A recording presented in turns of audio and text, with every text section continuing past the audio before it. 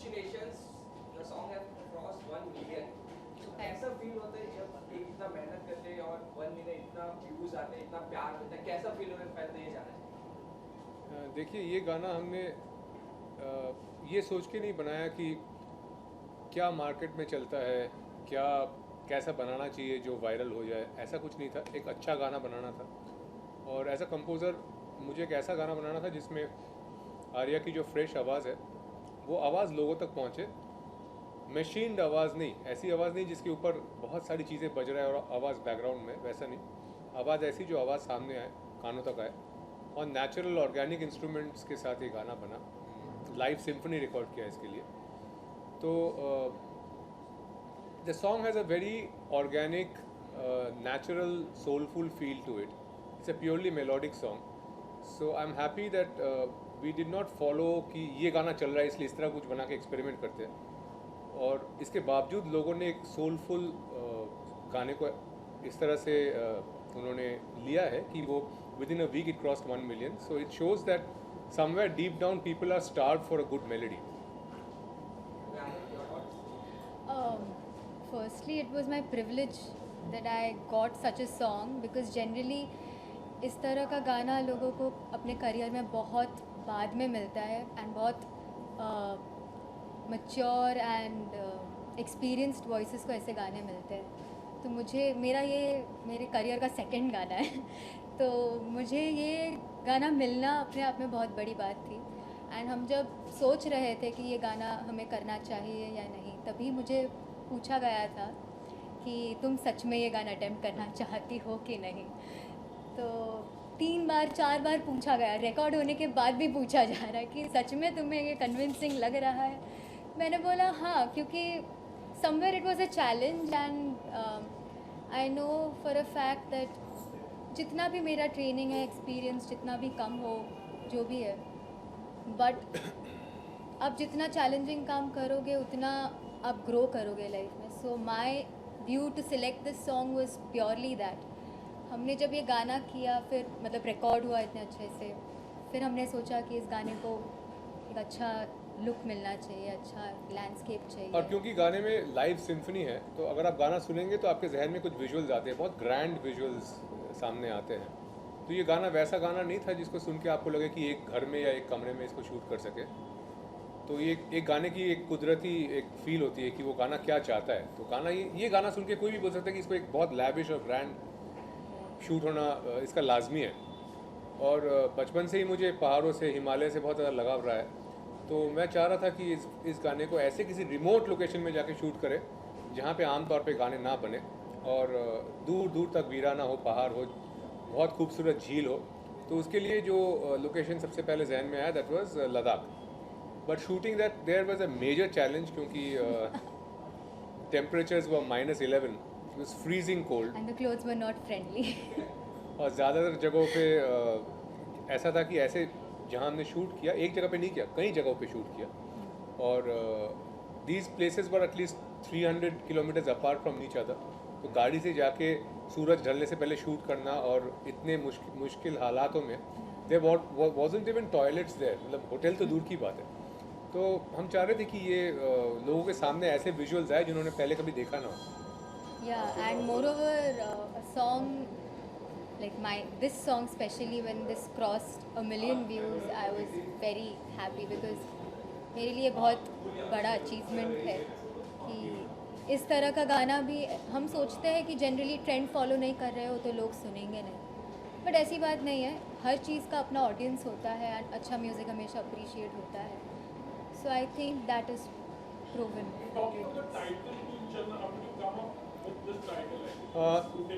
Actually मेरा बहुत दिनों से मन था कि जो हमारे देश के जवान हैं, जो सोल्जर्स अपने परिवारों को छोड़ के दूर दराज एरियाज़ में रहते हैं, जिनके कारण से हम सेफली अपनी ज़िंदगी बिता सकते हैं, उनके लिए कुछ करने का मन था। अब मैंने बहुत सारी फिल्मों का म्यूज़िक किया, अलग अलग सिचुएशंस आए हैं, लेकिन कभी अभी तक ऐसा मौका नहीं मिला कि मैं किसी सोल्जर के लिए कोई गाना बनाऊँ। तो तुम चलना is a love song, no doubt, but it's a specific love song. It's a love song about a journey. It is a journey of this person जहाँ बहुत सारी मुश्किलात और व्यवधान का सामना करते हुए वो फाइनली अपने बिलवेड तक पहुँचती है। So if you see the video, you can see that this man is posted in a very remote area, maybe somewhere in Jammu and Kashmir, and this woman has come looking for him. तो एक तरह से एक tribute है हमारे jawans के लिए. So that's why the name came, तुम चलना, कि तुम साथ चलना. अभिषेक, you've done lots of फिल्मों में आपने काफी अच्छी बड़ी फिल्मों में गाना गाया है. वेलकम बैक है, शायद बीवी gangster, I am Kalam, and you won the Zee music award also है. मैंने सिर्फ गाया नहीं है, म्यूजिक कंपोज किया है. इन दिनों मतलब जिस तरह के गाने बन रहे हैं जी. बहुत बार ऐसा होता है कि हम कुछ ऐसा कुछ करना चाहते हैं मगर फिल्मों में थोड़ा रेस्ट्रिक्शन होता है, आप जो चाहे वो बहुत बार नहीं हो पाता. तो यहाँ पर ऐसा लगता है कि जो अपने दिल की बात होती है, जो करना चाह रहे हैं जी, वो एक लिबर्टी होती है. एक चीज़ जो हुआ है पिछले कुछ सालों में, जो एक परिवर्तन आया है हिंदी फिल्म इंडस्ट्री में, कि पहले हमारे पास एज अ कंपोज़र अलग अलग सिचुएशंस हुआ करते थे गाना करने के लिए. ठुमरी हो, दादरा हो, क्लासिकल हो, फोक हो, प्योर वेस्टर्न हो, कैबरे हो, there were all kinds of situations. Increasingly in the last 5 years ये जो सिचुएशंस है ये बहुत घटती जा रही है. मतलब आप देखोगे ज़्यादातर फिल्मों में गाना है तो वही लड़की दारू पार्टी एक ही सीक्वेंस का गाना आता है, किसी और सीक्वेंस का गाना शायद बनना ही बंद हो गया है. तो एक तरह से ये एक झेप है एज अ कंपोज़र की, जो सामान मेरे अंदर है, जो कॉम्पोजिशंस मेरे अंदर है, वो शायद इस ज़िंदगी में सिर्फ फिल्मों से पूरा ना हो पाए. सो इसी कारण से मैं इस रास्ते पे चला. अब 3-4 साल हो गए हैं कि हर महीने एक बड़ा गाना मैं करता हूँ इंडिपेंडेंट ऑफ फिल्म, ताकि मैं सिर्फ फिल्मों तक मोहताज ना रहूँ एज अ कंपोज़र. तो इन गानों में मेरे साथ लकीली बहुत से बड़े आर्टिस्ट जुड़े हैं. तो कम से कम 10-15 गाने मेरे श्रेया के साथ है, श्रेया घोषाल. गुलजार साहब के साथ बहुत सारे गाने हैं, सोनू निगम हैं, हरिहरन साहब हैं, there is Kailash Kher, there is Shaan, there is Kavita Krishnamurthy. So all of them have collaborated with me on singles. और ये मेरा नसीब है, मेरी खुशकिस्मती है कि मैं इनके साथ काम कर चुका हूँ अपार्ट फ्रॉम फिल्म्स ऑल्सो. और इसी अम्ब्रेला में कुछ जो नए आर्टिस्ट है, जो नई आवाज़ जो कानों तक पहुँचती है, जिस आवाज़ में एक नई बात हो, एक फ्रेशनेस हो, तो उनको भी आगे ले जाने का एक प्रयास है. And that's why Arya is here. Okay Arya, मेरा सवाल आपसे होने वाला है कि सिंगिंग तो आपने अच्छी की है, हमने देख लिया. फीचर करने का एक्सपीरियंस कैसा रहा, गाने में फीचर करना, और कौन सा जॉब सबसे ज़्यादा डिफिकल्ट लगता है आपको, सिंगिंग या गाने में फीचर? नहीं, ऐसा मुझे दोनों काफ़ी इंटरेस्टिंग लगे हैं, मुझे दोनों में मज़ा आया है.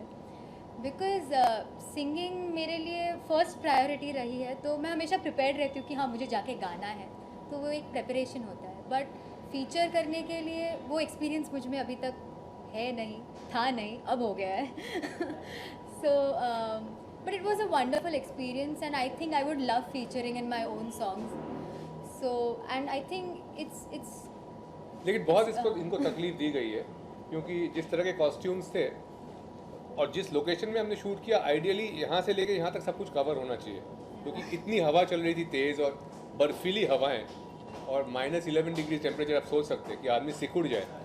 तो ऐसे माहौल में ऐसी हवाओं में इस तरह के ग्लैमरस क्लोथ्स में शूट करना इसके लिए एक चैलेंज था, क्योंकि एक शॉट हम लेते थे, उसके बाद इनको फिर उड़ना पड़ता था. मेरा कोल्ड टॉलरेंस बहुत खराब और कई बार ऐसा हुआ कि ये रोना शुरू हो गई.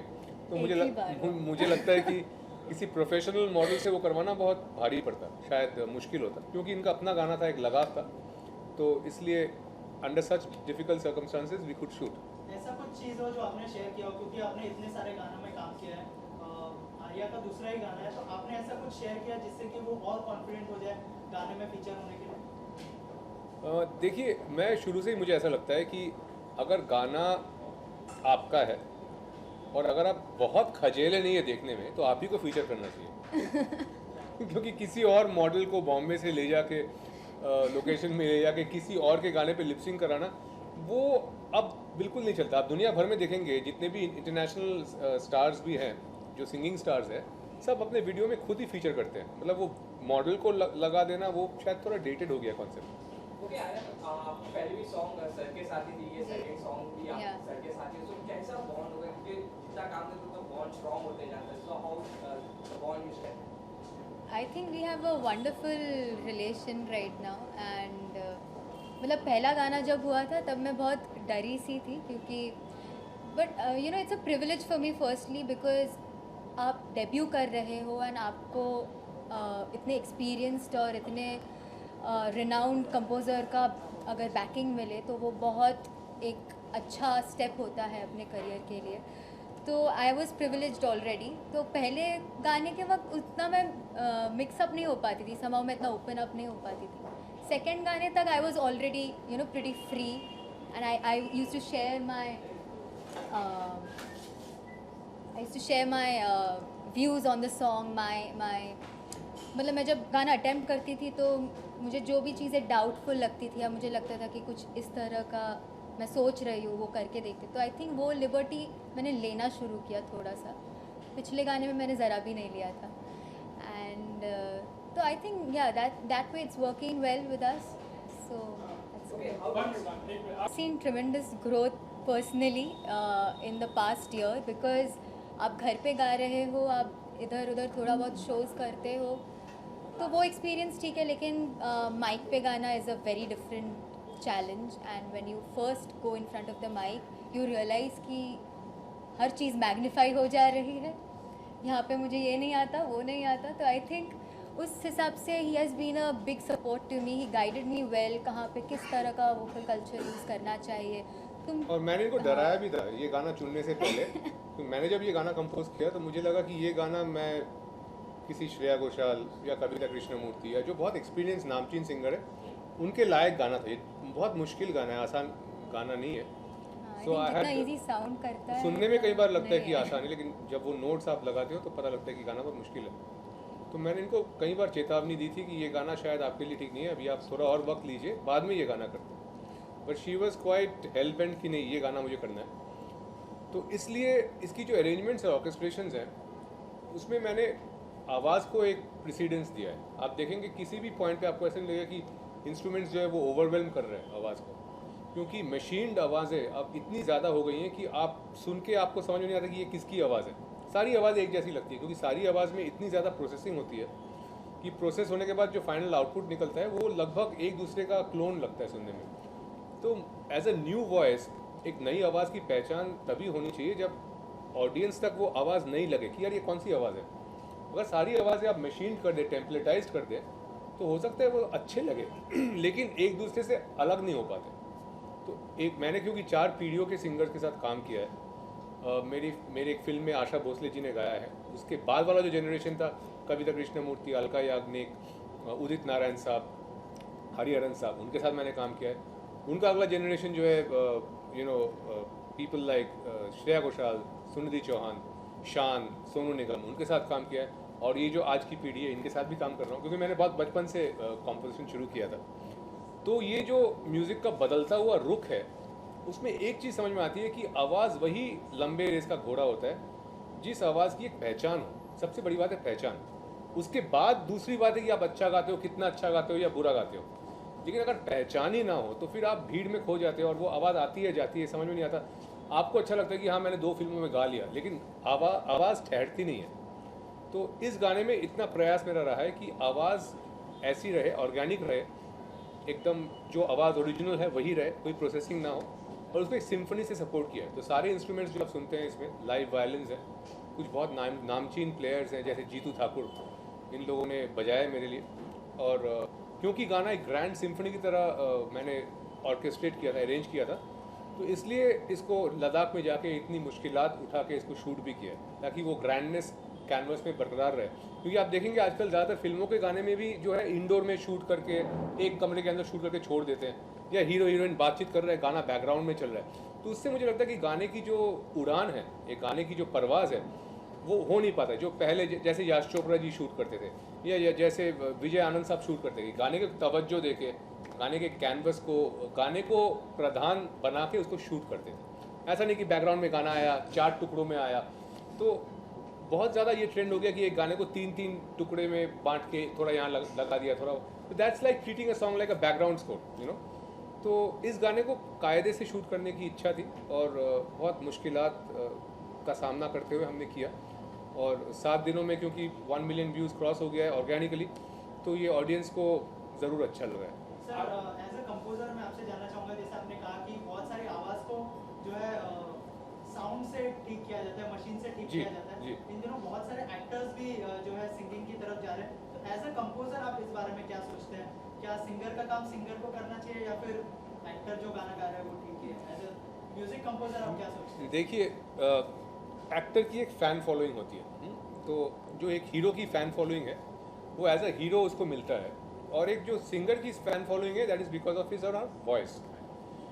अब गाना एक कुदरती देन है। अगर मेरे पास आवाज़ है तो मैं गा सकता हूँ आसानी से, अगर नहीं है तो पूरी ज़िंदगी कोशिश करके भी आप गा नहीं सकते हो, क्योंकि वो you are born with it और you are not born with it. तो मैं ये ज़रूर मानता हूँ कि तमाम कलाओं में, हो सकता है एक्टर्स को बुरा लगे, जो गाने की जो कला है वो ज़्यादा महीन कला है।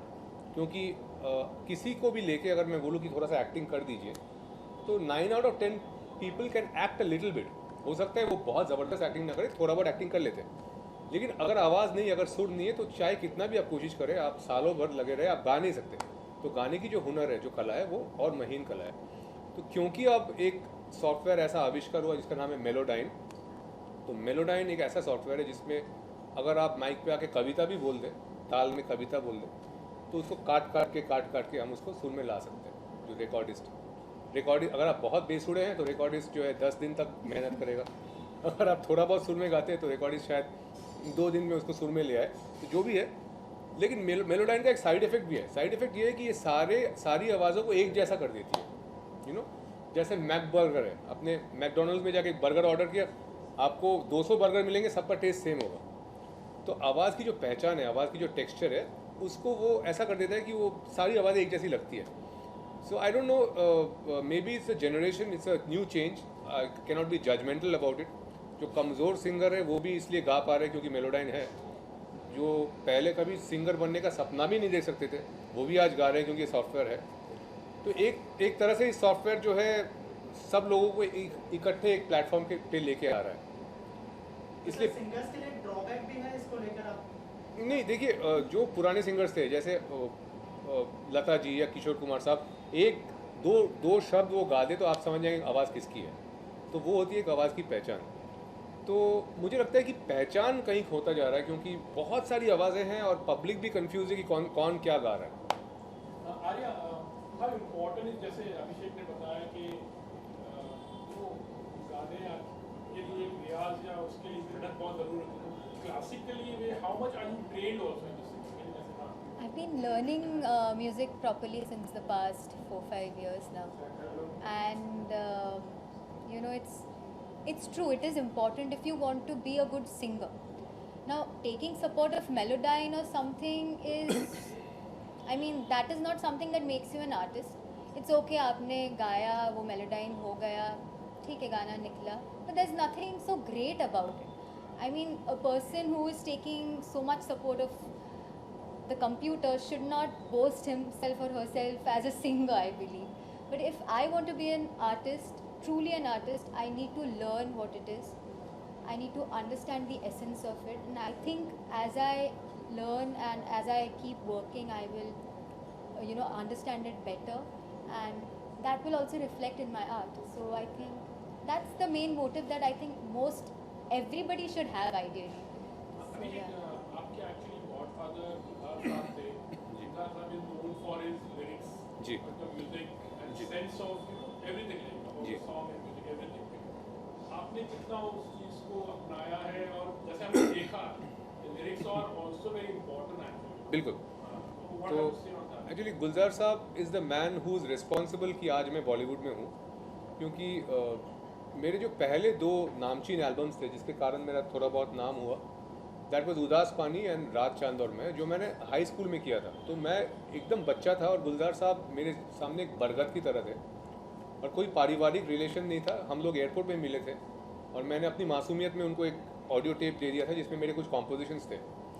उस ऑडियो टेप के बलबूते पर उन्होंने मुझे फ़ोन किया और खुद बोला कि वो मेरे साथ एल्बम में कोलैबोरेट करना चाहते। तो वो उस शख्स की महानता है कि उन्होंने मेरे कॉम्पोजिशंस को तब, जब मैं इतना कच्ची उम्र का था, रिकग्नाइज़ किया और मुझे वो उंगली पकड़ के एक तरह से जो है बॉलीवुड में लेके आए। और उसके बाद मेरी किस्मत ऐसी रही कि मैंने बहुत भिन्न किस्म की फिल्मों का म्यूज़िक किया, जैसे कि स्टार्टिंग फ्रॉम पान Singh Tomar, which was a pure dacoit you know, it's a biopic of a man who becomes a dacoit, of an army man who becomes a dacoit. From there to a purely, you know, commercial blockbuster film like Welcome Back. तो अब तिग्मांशु धूलिया साहब एक अलग मिजाज के director हैं, अनीस बज़मी साहब एकदम ही अलग मिजाज के डायरेक्टर हैं. फिर सुधीर मिश्रा साहब के लिए मैंने एक बहुत ही अजीबोगरीब फिल्म में काम किया, ये साली ज़िंदगी. Irfan Khan was the star of this film.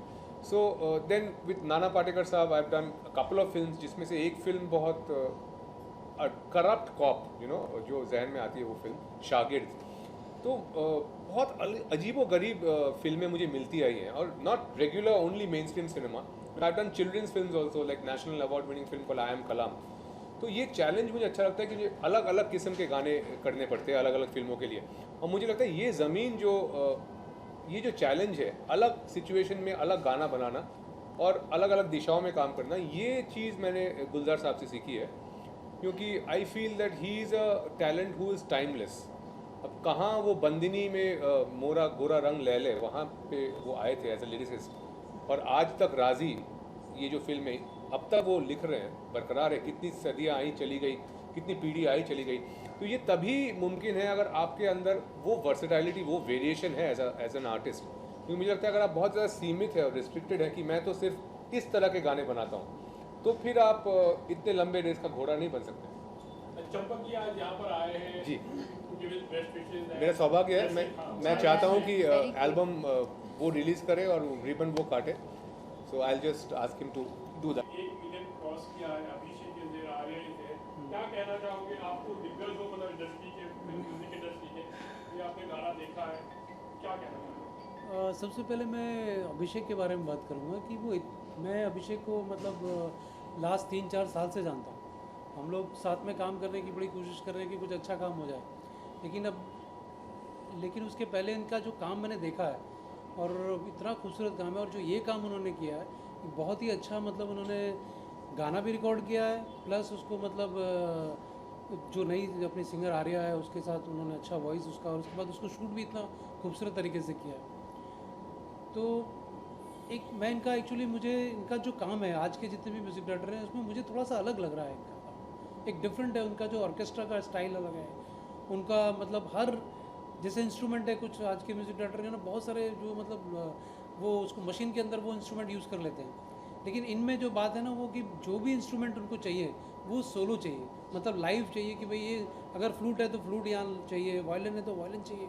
तो हर चीज़ वो मतलब आज हम लोग जो रिकॉर्ड कर रहे हैं गाने की भाई मशीन में सब आ गया, हर चीज़ मशीन में रिकॉर्ड हो रही है, वो नहीं है इनका. तो वो सुनने में भी एक यूनिक लगता है, और इनकी कंपोजिशन भी डिफरेंट है.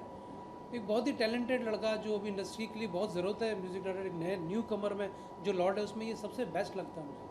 और इनके साथ अभी इतना एक खूबसूरत गाना रिकॉर्ड हो चुका है, ये बताया नहीं उन्होंने, मैं बता रहा हूँ कि खूबसूरत गाना रिकॉर्ड हो चुका है, और वो इतना खूबसूरत है जो आपको 1-2 महीने में आपको ज़रूर सुनने को मिलेगा, जो हम लोगों के लिए इन्होंने रिकॉर्ड किया है. बहुत ही बेहतरीन. मतलब जो लोग आजकल कंप्लेंट कर रहे हैं ना कि रिमिक्स बहुत हो रहा है, रिमिक्स बहुत हो रहा है, तो मैंने इनसे कहा भाई रिमिक्स तो बहुत हो गए हैं, हम भी कर रहे हैं, लोग बहुत चिल्ला भी रहे हैं कि भाई रिमिक्स मत करो. कोई बात नहीं, रिमिक्स अपनी जगह पे करना ही पड़ता है. लेकिन इतनी ज़बरदस्त मेलोडी इन्होंने, एक लिरिक्स हमने इनको दिए, और बहुत खूबसूरत काम किया इन्होंने जो आपको बहुत पसंद आया. पूरा हिंदुस्तान हिलेगा, मुझे मालूम है वो गाना, क्योंकि मैं भी इतने सालों से काम कर रहा हूँ. मैं यहाँ पर आया हूँ उनको इस गाने के लिए बधाई देने. इन्होंने लेह में बहुत अच्छा शूट भी किया है, गाना भी खूबसूरत है, नए सिंगर को उन्होंने इंट्रोड्यूस किया है. सो मेरी तरफ से, मेरी कंपनी की तरफ से और मेरी खुद की तरफ से मैं इनको बधाई देता हूँ. All the best. Last question, आप definitely as a business person जिस तरह का ट्रेंड चलता है आप ही कर रहे हो, लेकिन आप खुद को कितना मतलब पसंद है, किस तरह के गाने पसंद है, और जो अभी आप मानते हो कि जो गानों में जो सोल होना चाहिए वो भी एक्चुअल नहीं है? नहीं, देखिए ऐसी बात नहीं है. मैंने अभिषेक के साथ काफ़ी डिस्कशन किया इस बारे में. मैंने बोला जब तक म्यूज़िक डायरेक्टर अगर डरना बंद नहीं करेगा ना, तब तक वो अच्छा काम नहीं करेगा. उसको डरना नहीं है. कोई भी क्रिएटिव आदमी हो, चाहे वो म्यूज़िक में हो, चाहे वो एक्टिंग में हो, वो सामने वाले से डरे नहीं. वो प्रोड्यूसर से डरता क्यों है? वो अपनी बात रखे कि भाई ये अच्छा है, ये चलेगा, आप कोशिश तो करो. अब क्या होता है कि जब प्रोड्यूसर अपना गाना बनाता है तो वो हमेशा काफ़ी रेफरेंस देता है, मुझे ये रेफरेंस देता था, वो रेफरेंस देता है, ये बनाओ वो बनाओ, तो म्यूज़िक डायरेक्टर बन जाता है. लेकिन बहुत से म्यूज़िक डायरेक्टर अगर इनको आगे जाना है तो सामने वाले क्रिएटर से डरना नहीं है उनको, हीरो से डरना नहीं है, प्रोड्यूसर से डरना नहीं है. अपनी बात तो कहे कम से कम, तब जाके अच्छा काम बनेगा. अब जब हमने ये काम किया तब मैंने बोला फ्रीडम के साथ इनको पूरा फ्रीडम दिया कि मैंने एक छोटा सा लिरिक्स उनको दिया है, मैंने ये लिरिक्स आप कंपोज कीजिए उसको, आप मुझे सुनाइए, आप डरिए मत मुझसे कि मैं बहुत मैंने 30 साल 35 साल काम कर लिया तो मैं बड़ा पॉप हो गया हूँ, मैं तो आज भी सीख रहा हूँ, मुझे कोई प्रॉब्लम नहीं है। तो मैंने इनको पूरा फ्रीडम दिया। तो मैं चाहता हूँ कि लोग म्यूज़िक डायरेक्टर को फ्रीडम दें अच्छी तरह से। आज उनको बोले कि तुम बना के लाओ, कोई अच्छा नया गाना बना लो। जब उनको छूट दी जाएगी ना तब वो अच्छा काम करेंगे। आज मुझे लगता है वो डर के काम करें। Thank you sir, thank you.